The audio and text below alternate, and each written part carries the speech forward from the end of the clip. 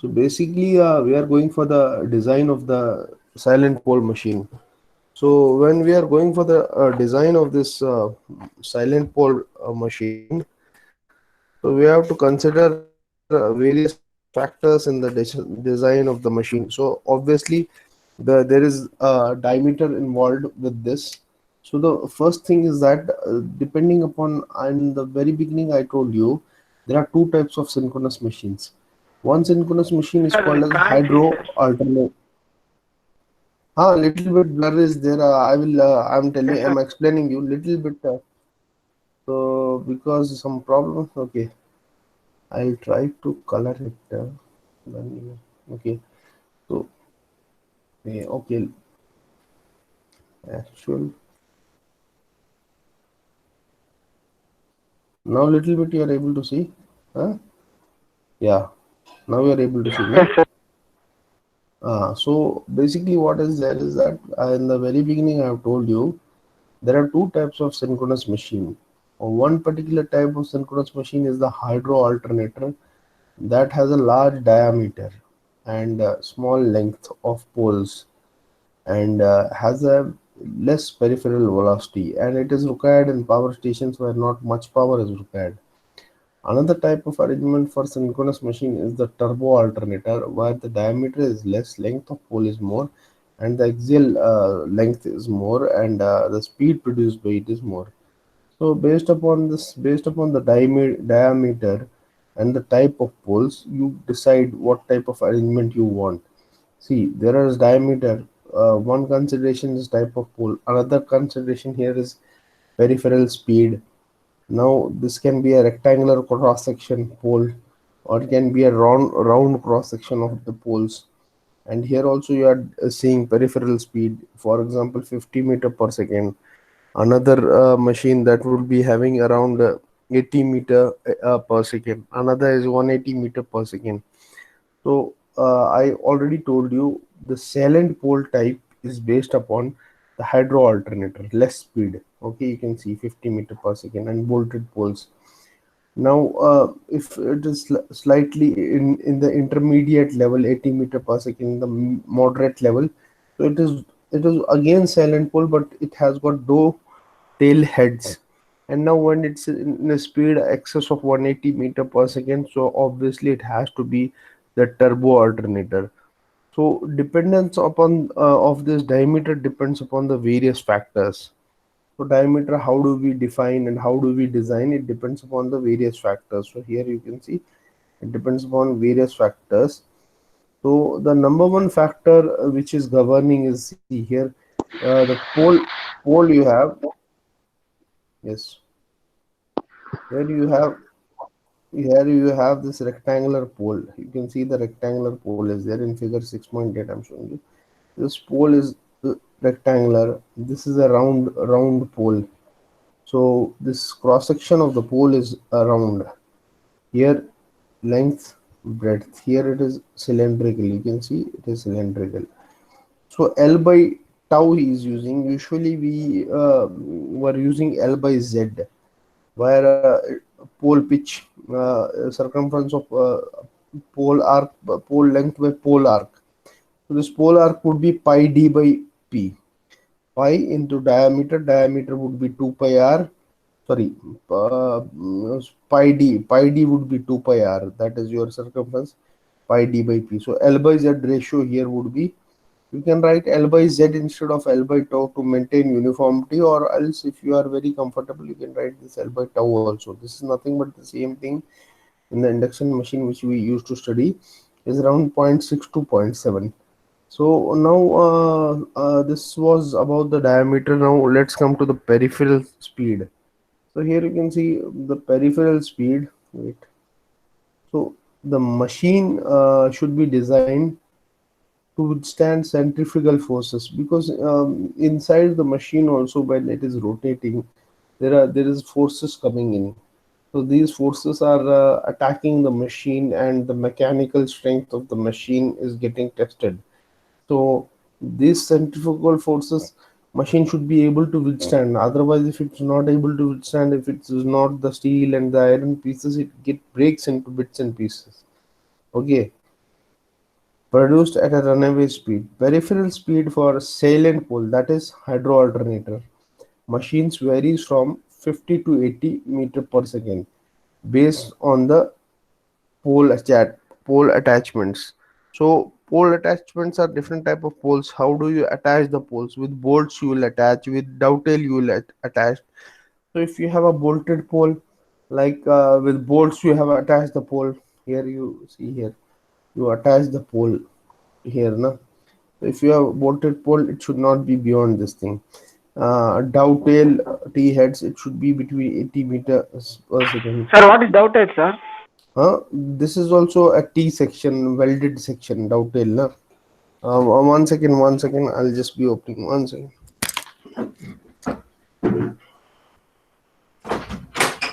Class. Hello. Uh, Dovetail.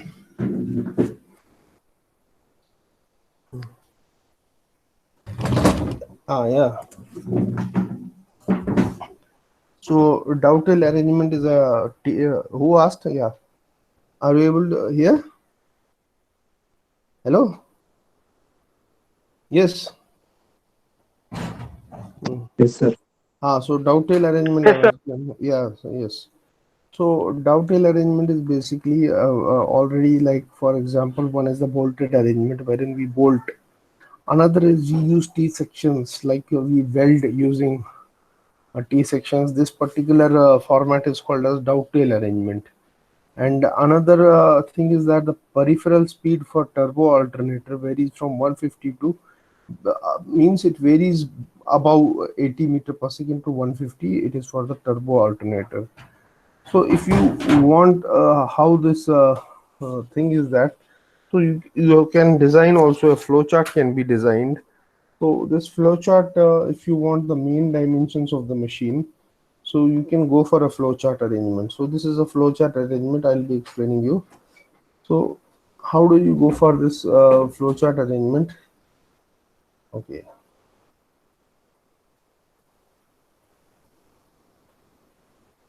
Okay, we'll reduce this. Basically, what is that? First, you have to start the design for the main dimensions. Main dimensions are the diameter and your length. So in the very beginning, what it would be, input the design specifications, everything like kVA, how much it is, voltage, frequency, number of pole windings, factor specific loadings, etc. Excuse Yeah, me, sir.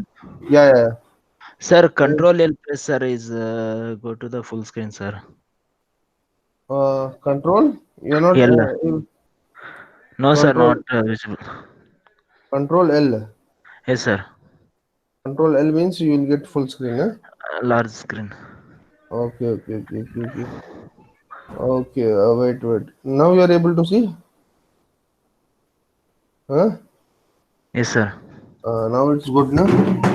So like this bolted pole arrangement is there. So basically, what happens is you have the input to the machine. So you input the various design specifications like the kVA rating, your voltage, your frequency, number of poles, winding factor, specific loadings, etc. Winding factor is kW. Now here in this case of synchronous machine, your winding factor in the earlier classes also you have studied, your kW depends upon your pitch factor, that is your cos alpha by 2, and another thing is your distribution factor. So winding factor would depend, kW would be kp into kd. So that is there. If it is not given, then you will assume a particular value. And usually we are assuming in the induction motor also, we are seeing we have assumed this winding factor. Now afterwards, once you get all these values, what you do is that if the values of poles is not given, you can calculate it. P is equal to 120 F by N, or other words, N is equal to 120 F by P. So you can calculate this value. Now, once you have calculated this value, so speed in rotation per second, that is ns, if you want, n value is given divided by 60. Now you have these values. Find out the output coefficient. That is, you can find out from your C naught 1.11 pi square. This term is 11 also. BAV, ampere conductor, specific magnetic loading, ampere turns per conductor, that is also given. kW in 10 power minus 3. If kW is not mentioned, then take it around 0.95. Okay. Now the third point is if number of slots are given, for example, kW, this kp and kd, then you have to multiply kd and kp, where kp is equal to cos alpha by 2 and kd is equal to sine m beta by 2 divided by sine m sine beta by 2. This is sine m beta divided by 2 divided by m sine beta by 2. Hopefully you have studied this formula in the previous years when you were studying synchronous machine. So once you arrive at this value, so you can easily find out your, because your q value, you know, q value is the kVA rating. So you can find the d square L value is equal to q divided by c naught, and the same output equation you will put here. So from that, uh, if L by T, that is your L by Z, what is this Z?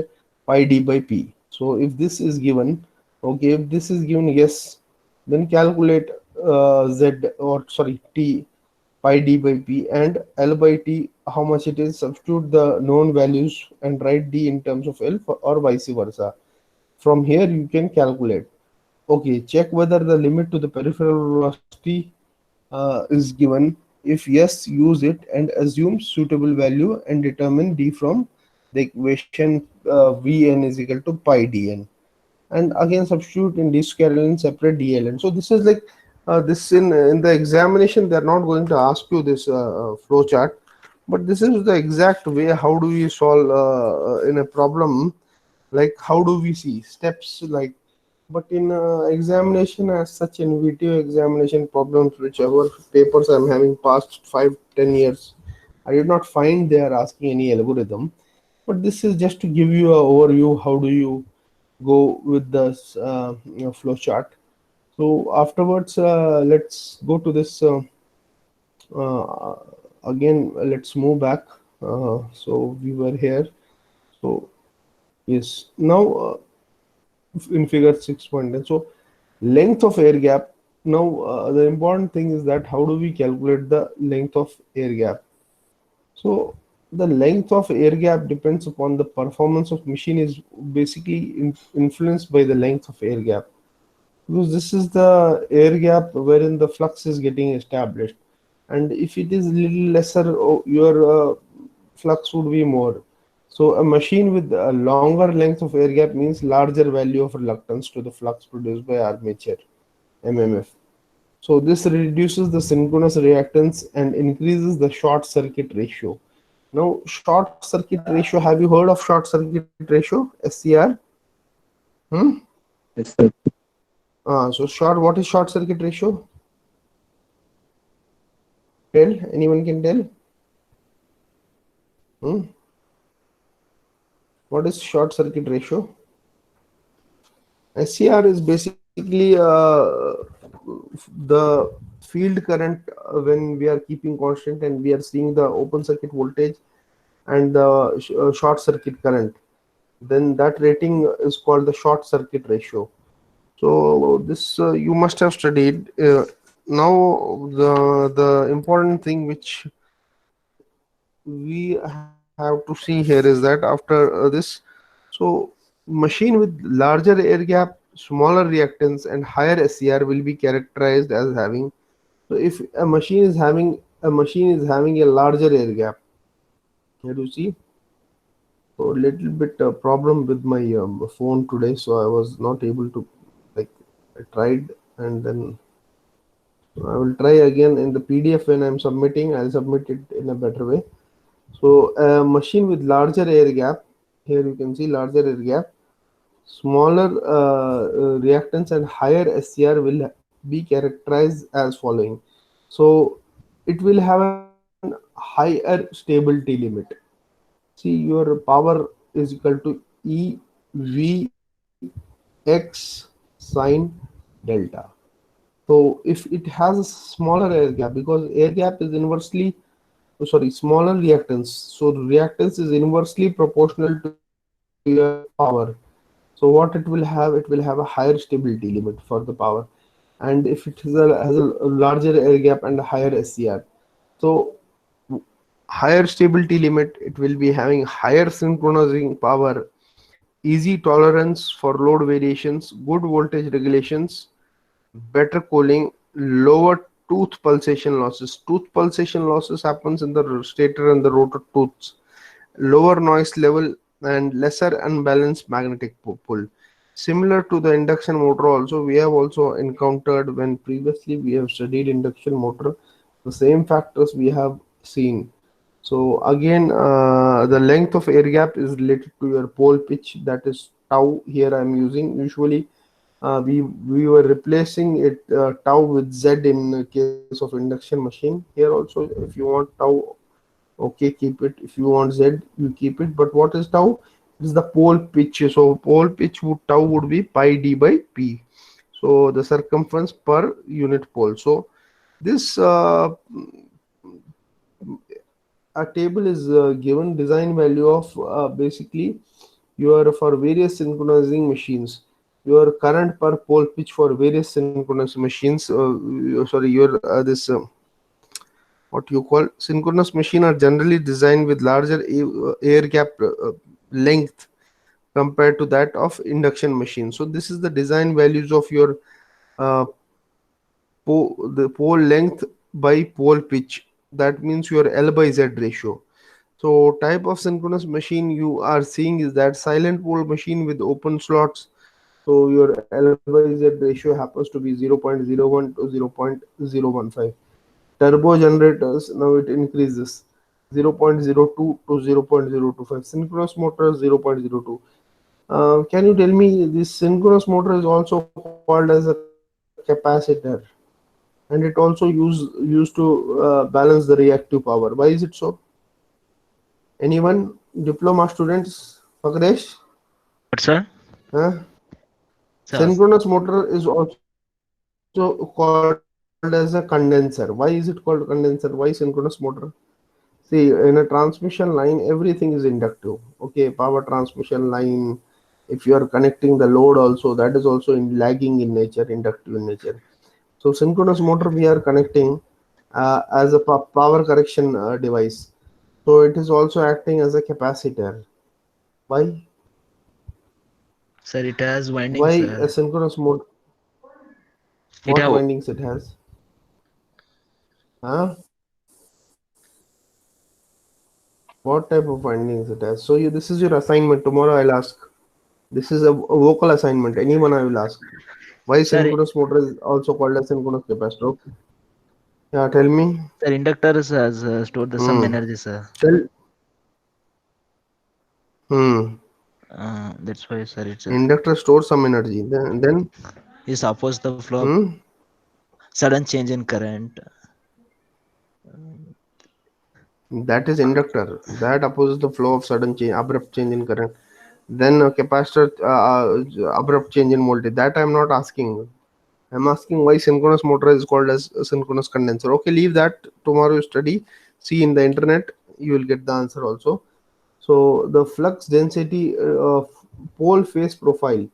So now you have like the density distribution in the air gap must be sinusoidal as much as possible. To achieve this, the length of air gap is not made constant over the pole arc, and it increases from center, towards your pole shoes. So what happens is that uh, from see over the pole arc, and see basically what is that happening is that you have to make a uniform flux density, and it should be sinusoidal. To achieve that, what you do is that the length of the air gap is not made constant, means you cannot keep a similar length of the air gap over the entire pole arc. And we what we do is that we increase tend to increase it from center towards outside outwards. So for an exact sinusoidal flux distribution, the length of air gap at a distance x from the center is given as follows. So basically, this is the length of the air gap at a distance x. Suppose this the total length is Lg. So this is the So in between a point x, what is my length? That length is given like this, lgx. I'm drawing a line L. So L is 10 meter. In between one point I am taking x, that is 5 meter. So at that time, what would be my length, and how can I make that sinusoidal? So what I do is that lgx is lg, and over that particular half cycle I'm taking cos and pi by x, and my pi d by p. This is my pole arc. Okay. For commonly used pole profiles, a constant air gap may be maintained to about 0 to 10, or to 0.25 t on either side of pole center, and then bevel to get 1.5 to 2.25 t at the pole, at the shoe tips. So now, usually in synchronous machine, we have seen these machines are having damper windings, amortizer windings to start the machine. So for machines with if we don't have any damper windings, the pole face as shown by the solid lines in figure 6.12 is used for machines with damper winding, and heavier pole shoes would be used. So in the figure 6.112, that is the figure which we just now actually, this figure is, wait, the previous figure which we have seen is that in the figure 6 point, okay. So basically these figures which we have shown here, here it is. Okay. So here, so what happens is that now the is used, whereas a machine with damper winding, a heavier pole as shown by the dotted lines is used. So here you can see the dotted lines. So with a machine with damper windings, we are using a heavier pole. This is a heavy pole compared to this. This is the lighter pole. So one thing is that how we will design a particular length. So at that time, at particular instant, we have to take it as a sinusoidal length. So we will divide that lg. See, what happens is basically length at 5 meter is, see, I cannot draw here. That's the problem. If I am drawing a sinusoidal shape, you see my cursor movement. It is my sinusoidal this thing pulse, and at that sinusoidal pulse in between, my length is lg. So my lg divided by that sinusoidal is cos pi x by tau. So like that we have to design it. So now there are some armature is there and field is there. So here the armature basically in the DC machine, or sorry, in the synchronous machine, how I design the armature of a silent pole synchronous machine. So what are the factors? What are the things that I have to consider? So these are my some important factors. Now, so number one factor would be my number of choice of number of stator slots. How many slots I will have per conductor. So this is important. Again, my turns per phase, T phase is important. So my T phase is equal to 6 T phase is equal to my number of conductors in a three-phase machine, that you remember. Cross section of stator conductor means cross sectional area of the stator conductor. Okay, dimensions of stator slots, your DL, your diameter and length, and then length of the mean turn, pore depth, type of winding and insulation. These are my important factors that I am going to consider here. Now, the choice of number of slots depends upon the choice of number of slots. The choice of number of slots, yes. So the choice of number of slots. Wait, a little blur it has come. Okay. Now the choice of number of slots depends upon the number of armature slots are directly affected by the cost and the performance of the machine. So hence they have to be properly selected by using the following guidelines. So how do we select the number of slots? To select the number of slots, we should consider the leakage reactance. So if with the lesser number of slots, the conductor are closer, leading to increased leakage reactance, then Therefore, to reduce the leakage reactance, higher number of slots is used. Now, if you need a greater leakage reactance, you can go for higher number of slots. Another thing is that flux density in the tooth of the stator and the rotor. How do we see? Choice of larger number of slots will lead to narrower teeth. If you are taking larger number of slots, means obviously the teeth will have more space in between the slots because you have taken considered large number of slots. So uh, when there is a narrow teeth, this results into what it will result into. It will result into increased tooth flux density. Flux density is basically what? BAV, flux by area. So if you have taken a larger number of slots, so this will reduce. Now because of this, there is some ripple is the amount of DC present in AC. So tooth ripple with larger number of slots, what happens? Tooth ripple and hence pulsation losses decrease. Now you will tell, sir, how DC comes an AC machine? We are exciting the field winding with DC, so there is some amount of DC also involved, so there would be ripple. So with larger number of slots, tooth ripple and pulsation losses means if you don't get sometimes uniform sinusoidal wave, you get some amount of harmonic, so it creates into pulsating torque. You don't get a uniform torque. So with this larger reactance, so we can reduce this. Now the cost of the machine decreases with the reduction in the number of slots. If you are reducing the number of slots, obviously the diameter, surface area, length, everything will go down, as there are fewer coils to wind, insulate, place into the slots and connect. So the machine cost will decrease with reduction in the number of slots.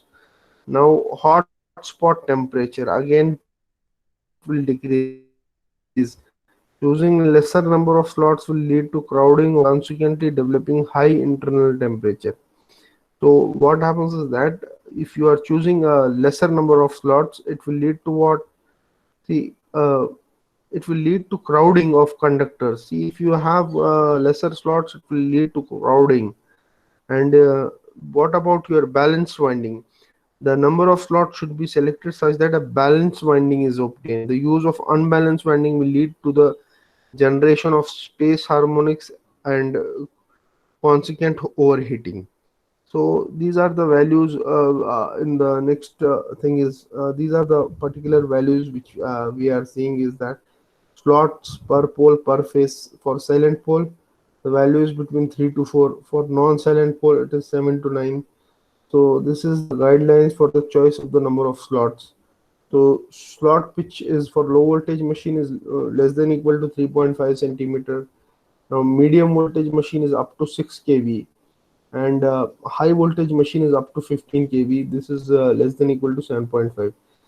Again, the turns per phase, you can obviously, we have seen time and again we are seeing this turns per phase formula, that is E phase is equal to 4.44 kW 5m f t phase. So you can calculate your turns per phase. Turns per phase would be equal to E phase 4.44 kW 5m. So where your E phase is your induced EMF per phase and your F is frequency of induced EMF. T phase is number of turns, whereas your Kw is the winding factor. So now we have seen these factors: choice of number of slots. So and again you can go for the cross section of the conductors current per phase. You can calculate. So again, this was little blur. The same page I have taken one more time, so you can read out from here. See leakage reactance, tooth flux density, tooth ripple, cost, hot of balance winding. So these are the guidelines which we are using. Now comes to the picture is that current. How do we calculate? So expression for the current which we are getting is, this is your 3 E phase. I phase would be equal to your Q, kVA into 10 power minus 3. So your I phase would be equal to kVA into 1003 by E phase. So basically the expression, cross section of stator conductors would, the area of cross section of stator conductors can be estimated from the stator current per phase. So stator current per phase would be, see, once you have calculated the stator current per phase, you can also estimate the conductor area by using the current density formula. So this is the conductor current when all the turns per phase are in series. So this is for the, when there are a number of parallel paths, then the current is given as follows. So for parallel paths, your current would get divided, and if they are equal parallel paths, for example, you have 10 ampere current going between 5 ohm and 5 ohm resistance. So your current would be equally divided, right? You will get 5 ampere in one, 5 ampere in another. Similarly, if the parallel paths are same, so you will IZ, you will get divided for 5 parallel paths, so you will get I phase by A. Now, area of cross section of the stator conductor. How do we calculate the area of cross section? This is simple. Your current density, your rho is equal to Iz by A. So area AS would be Iz by rho. So you get the value of current density. So the value of current density, this thing delta depends upon speed. Now, if you have a turbo alternator, definitely it will have more speed because your peripheral velocity for turbo alternator is pi dn. And type of insulation, if you have more rating machine, you will have higher insulation. Type of cooling system and enclosure used. So if you have this higher voltage, so you need a better. See, this thing is getting recorded. Okay, so I can very well see to it who's doing this nonsense.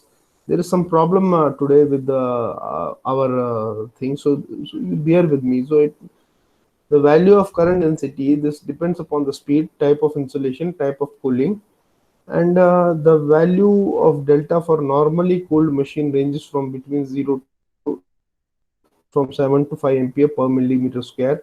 So while for machines with sophisticated cooling system, the value of del can be used up to 8 ampere per millimeter square. So these values can be asked in an examination or in some problem. If they are not given, so you have to assume that higher values of current density. See, now you tell me one thing: what will happen if you have a higher value of current density? So current density del is equal to I by A. So higher value is only possible if your area gets reduced. So higher value of current will reduce the conductor cross section. See here, A will reduce, then only you will get higher velocity, weight, and hence cost of the machine. So if you have a higher value of current density, your machine cost gets reduced. At the same time, it increases the resistance and copper loss, temperature rises and reduces efficiency of the machine. So what happens is that you cannot always consider for higher value of the flux density, because although it will reduce your cross sectional area and the cost of the machine, but what about the resistance and copper loss? So temperature rise and efficiency. So you have to see in between value, like in that case also in induction motor while we were designing. So we have considered. So now another factor is the dimensions of the stator slot. So the dimensions of the stator slot must be selected how uh, that the flux density in the stator tooth should not exceed 1.8 Tesla. So basically, this formula also we have seen, since parallel sided slots are used, the tooth are tapered along with minimum width. So how do we calculate the minimum width? Is your minimum width is where your this minimum would be your flux into your pole arc by pole pitch, your pole arc by pole pitch, that's your phi, into your SS by P into Li into 1.8. So this formula, this is the number of poles, this is the stator slots, this is the length, okay, into 1.8. So this is one of the formulas which we saw in the induction machine also. For more detail, you can refer back to the induction machine thing. The depth of slot ds cannot be determined by the space requirement for copper and insulation. So how do you determine? Normally this depth is 3 times the width. Sometimes deeper slots are used to have higher leakage reactance to reduce short circuit current. Now you have a term called as the mean term, length of mean term, that estimates the resistance that can be determined with the help of following data. So you can see the following data. So length of mean turn you basically give by twice the length plus 2.5 times your TP plus 0.05 kV plus 15 centimeter. Now this is the length of mean turn. So here this is the main length. TP is pi d by P. And this is the empirical formula where kV is the voltage rating of the machine in kilowatts. Again, your stated depth, how do we calculate this formula? Also we have seen the core flux density is assumed to be between 1 to 1.2 Weber per meter square to find the depth of the core. So depth of the core behind one slot would be flux per pole. 2 why I am using is because 5 flux per pole we have to see, not in one pole. So hence it will come 2, and this is your length and breadth. So this is your dimensions per pole. So this is the length and breadth to give you the area. So this is now you want this. So outer diameter of stator core is given. Outer diameter of stator core is given by inner diameter plus the depth of the stator core plus your this thing, your DC value, that is your stator core depth.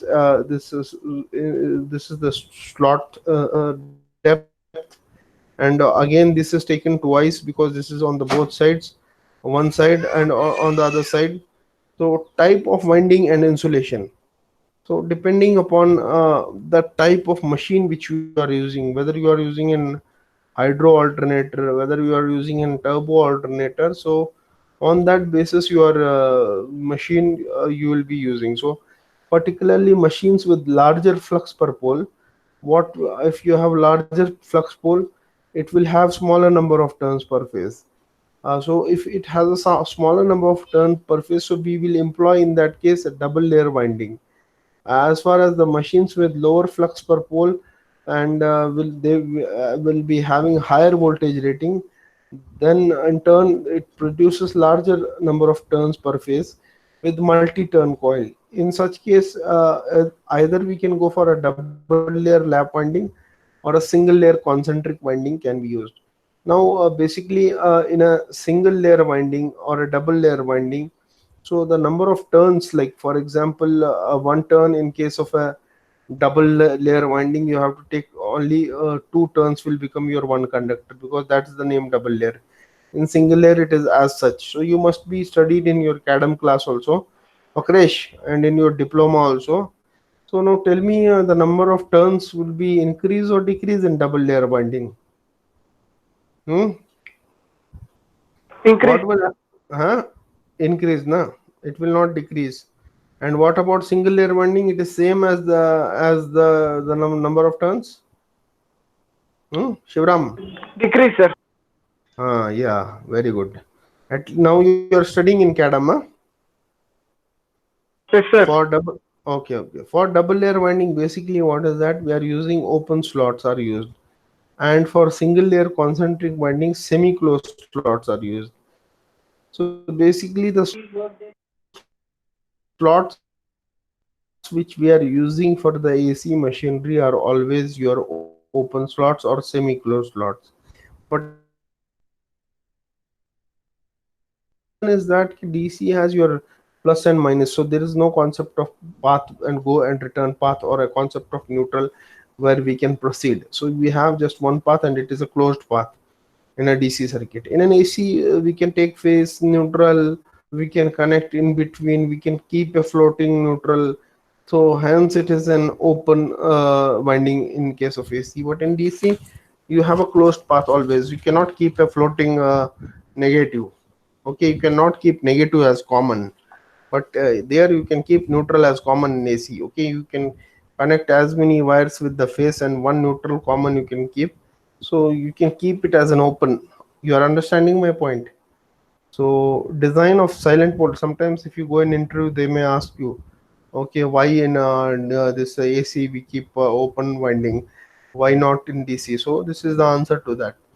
Design of silent pole rotor. So now we were talking about the non-cylindrical, that is your non-silent pole. Non-silent is also called as cylindrical pole rotor, and it is employed for turbo alternator or high speed machine, whereas this the silent pole rotor. So how do we go for the design of this silent pole motor is included for your hydro alternator or low speed machine. So the design of the rotor includes selection of pole. So obviously you need, how many poles you need? Two, four. So usually for silent pole, I have told you it is lesser, it is more number of poles for silent pole. Height of pole, okay, height of pole would be less, section area, design of field winding and damper winding. So there is some empirical formula over the years when they have designed it. So they have justified and recorded in their record sheets, and they have found out that the laminated poles with lamination of 1.1 to 1.5 meter thick are used. The stacking factor in the transformer also, we have the stacking factor because of the leakage flux may be taken as 0.95 to 0.98. Since the pole carries the useful flux and the leakage flux, the flux density BP in the pole, see here also he is using useful flux and the leakage flux. For this leakage to account, we use the stacking flux. BP in the pole body may be assumed between 1.5 to 1.7 Weber per meter square. In an induction machine also we have taken this 1.7 Weber per meter square, and the leakage coefficient may be assumed between 1.15 and 1.12. Now the area of cross section of the pole body. See, area of cross section of the pole body depends upon your useful flux into your leakage coefficient divided by BP, or you can say your AP gross is equal to this AP by stacking factor. So the gross would depend upon your total area and divided by your stacking factor. Your rectangular poles, your pole body width is given by your, see, length into width is your area. So if you want to calculate your width, it would be area divided by your length. So your width is given by area divided by length. Since the axial length of the pole is equal to stator gross core length, so this you can get your now the more important factor over here is, till now we studied this particular point. So this was about the rotor poles and other thing. Now we are also interested how do we go for the design of the field winding. So this is field winding is employed in the rotor itself. If you will see here, the rotor itself carries a winding, and that rotor is only excited. On the top of rotor there is a brushless DC exciter in case of a synchronous machine. So the field mmf required by the machine on full load has to be estimated. So how much mmf it will require, and the dimensions of the magnetic circuit are not known. So an approximate estimation like how much ampere turns are required, and that has to be done. For that, what we will do is that, see here please, it's very important. Time up. Anil Kumar, today I am not giving you attendance. Let me tell you clearly. Why, sir? Why, you know why? I saw you what you are doing. Okay, behave properly. So design of field winding, the field mmf required, because I have kept a mode. I can see in that mode in my laptop whoever is doing this. His screen will, in my screen things get resonated. That's why I called your name. So please behave properly. Design of field winding. So basically what happens is that your ampere turns on the field winding depend upon your short circuit ratio and the number of copper that is consumed. Since the this dimension of magnetic circuit is not known, an approximate estimation we can do. So your field mmf will be your ampere turns in the field, and this is your short circuit ratio. So basically what happens is that this current density you can see over here, this is del f, or the field winding is assumed to be around 3 to 4 ampere per millimeter square, and the field winding over here is represented like this. See, this is the length, mean length L, this is the total length L, you can see, of the field winding. So total length comprises of Lm plus E on top plus E on bottom. This is your width BP. Okay, if you see the total width, so there is some 5 gap, and there is this DF also incorporated. So as far as your total copper area of the field winding is concerned, so the area of the field winding would depend upon your current, okay, divided by your current density. Your current density is what? Current density is current by area. So area would be area would be current divided by your current density. So now, how much would be your total current? Your total current would be your total number of phases and how much it is flowing over there. So this total number of phases and how much it is flowing there, it you have to see here. You have to see in this because it's just like again, it would be twice, not once, because of just the rings are there on two sides. So you have 2 times ATA by this what you say current density factor. So assuming a suitable this factor, the total winding space is estimated as follows. So total space for winding would be total copper area of field winding divided by your this del F. Height of field winding is height of field winding, total winding space divided by depth of winding. Okay. Now your mean length of mean turn of field winding is LMTF, is mean length here you can see is twice LM, because once is here LM, another LM you are getting here. So again that loss also once here and another here. That's why twice it was 2 LM. Okay. Plus you can see BP is there. Plus you can see this DF is there. So how much it is? So they have calculated this plus pi BP plus 0.01 plus DF. So this is very important that you have to keep in mind, because this empirically they have calculated it and they have kept it as 0.01. Tomorrow's class where we'll go next class, we'll see a numerical on this also. Here you see your mean length of your this length of the mean turn field winding is 2 LM plus pi BP plus 0.01 plus DF. Now, LM, your mean length can be taken as zero point 0.9.